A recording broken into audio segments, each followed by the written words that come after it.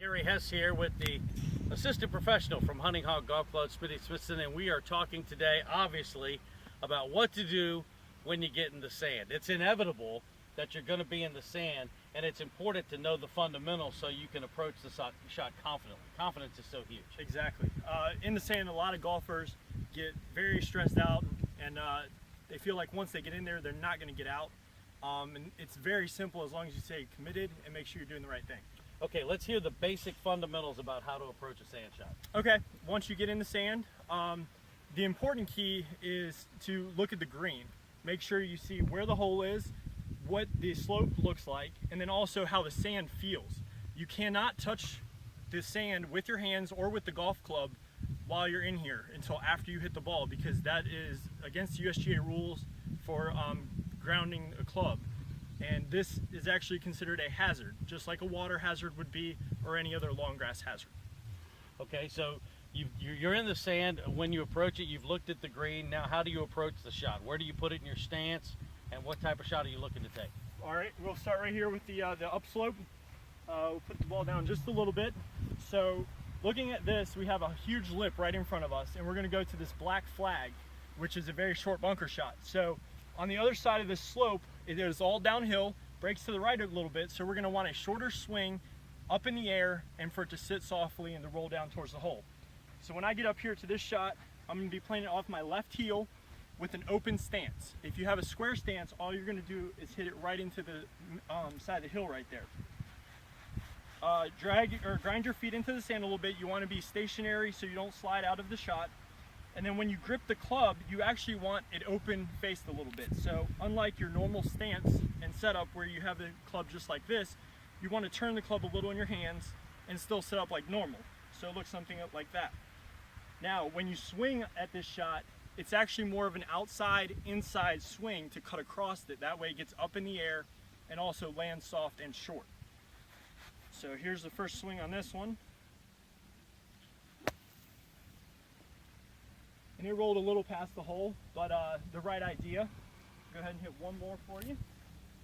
But you're out. I am and out. And you're putting. So we'll do one more shot, grind the feet in.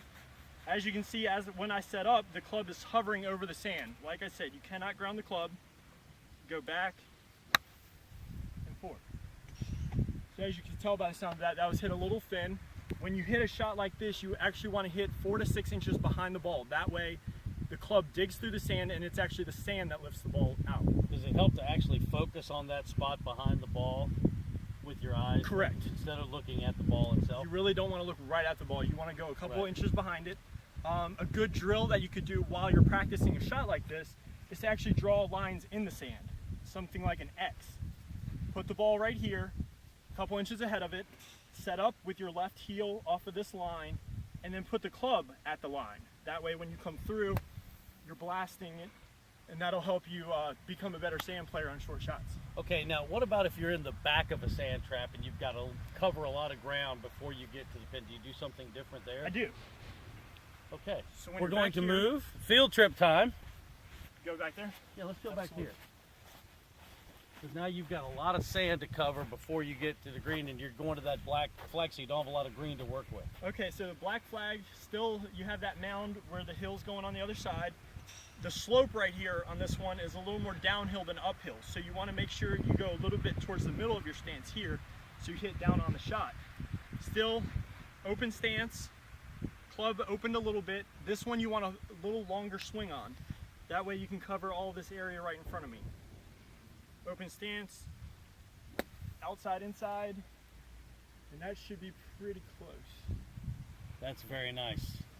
Very nice shot. So longer, so basically if you're farther back, you take a longer swing. Longer swing. And remember, you have to accelerate through the ball and not decelerate. Accelerate through the ball, exactly. But on a longer shot, you also want to take the 4 to 6 inches down to 1 to 2 inches because you want better ball contact to make the ball go further. Okay, now, what about when you get that ball that's buried a little bit? What do you have to do I will differently? show you. Let's go up here a little bit.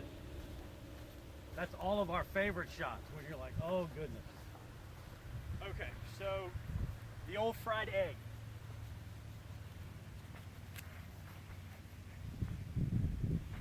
Sand that's hard, it's impossible to do.